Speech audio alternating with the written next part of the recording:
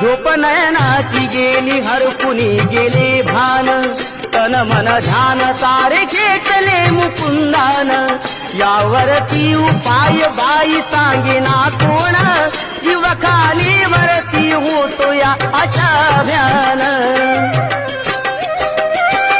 त्याची ओढ लागे माझ्या अंतरी